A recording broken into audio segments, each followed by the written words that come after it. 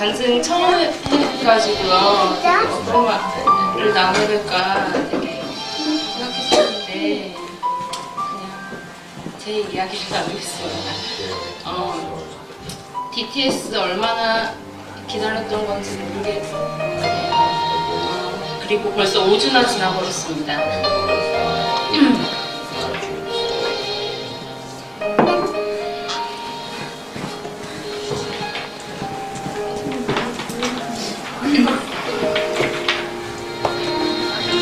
한 시간이 제게는 너무도 귀하고 어느 것 하나도 놓치고 싶지 않은 시간들입니다.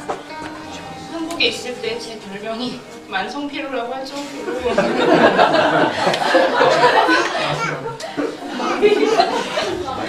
일에 찌들어서 살았고요. 그러면서 모으지도 못하면서 돈을 버는 것에만 집착하고 하루에는 꿈을 5개는 꿔야 아침에 일어나야 할 정도로 그렇지만 긴장감과 답답한 속에서 살았습니다. 그러면서 하나님은 살아계시지 않는 분으로 그리고 정말 나와는 관련 없는 분으로 생각하며 살 때도 많았습니다. 하지만 그 세상에 무엇으로도 나를 채울 수 없다는 것들을 알았고 하나님께로 돌아가야 한다고 생각했습니다. 몇 달은 너무나도 좋았습니다. 그런데 점점 기도를 해도 벽에다 대고 혼자 얘기하는 것 같은 그런 기분이 있습니다. 마음 깊은 곳에서부터 다시 올라오는 답답함들이 있었고 무조건 한국을 떠나야 한다는 생각에 작년 초에는 혼자 이민을 갈 계획을 엄청 세우기 시작했습니다. 그러다가 DTS에 대한 이야기를 들었고 내가 가야 할 곳이라는 것을 알게 되었습니다. 그리고 작년 6월에 DTS에 가기로 결정을 하게 되었습니다. 1년이 조금 넘는 시간 동안에 재정적인 부분들과 마음의 것들을 조금씩 내려놓으며 정리하는 시간들이었습니다. 중간에는 사람들이 얘기하는 것처럼 적당히 직장 생활이나 하다가 시집이나 갈까 하는 생각도 했었지만 그때마다 하나님은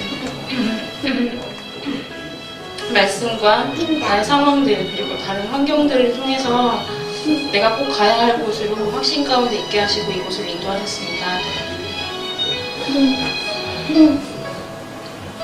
한국에서 눈치 보고 긴장했던 제 모습에 너무 질려 있어서 여기서는 정말 아무것도 어떤 사람도 신경 쓰지 말고 있어야겠다고 몇 번이고 다짐했고 나도 모르게 힘이 들어간 내 몸과 마음에 힘을 빼기 위해 하루에 몇 번이고 마음을 잡았습니다.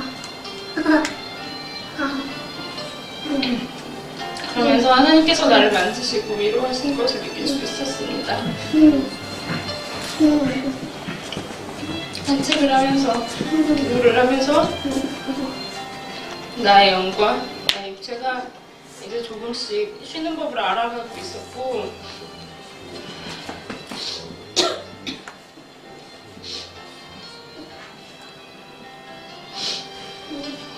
그리고 조금씩 풀어지는 것, 건강해지는 것들을 알 수 있었습니다. 그리고 특별히 다림줄 기간에는 내 마음에 있는 벽돌, 수많은 벽돌들을 보면서 내 과거를 회상하며 답답한 마음의 뿌리를 알기 위해 많은 시간을 보냈습니다.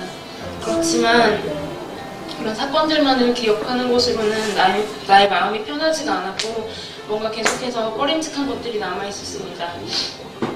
원래는 오비를 첫째 날에 하기로 되어 있었는데 그날 상태가 너무 안 좋아서 둘째 날로 미루게 되었는데 그날 밤 하나님은 내 마음에 있는 것들을 보게 하셨습니다. 내 마음에 사람들을 가둬둔 감옥 그리고 그곳에서 나를 스스로 보고 사람들을 못 보이는 나를 발견하게 되었습니다. 오비를 마치고 내가 해야 할 것, 그리고 하나님께 가지고 나가야 할 것, 사람들에게 해야 할 것을 알았고 조금 서툴고 어색할 수 있지만 이제 어린아이같이 가르쳐주신 것들을 시도해 보려고 합니다. 계속해서 물어보고 실수하는 것도 두려워하기보다는 더 나은 모습을 기대함으로 나아가고 싶습니다.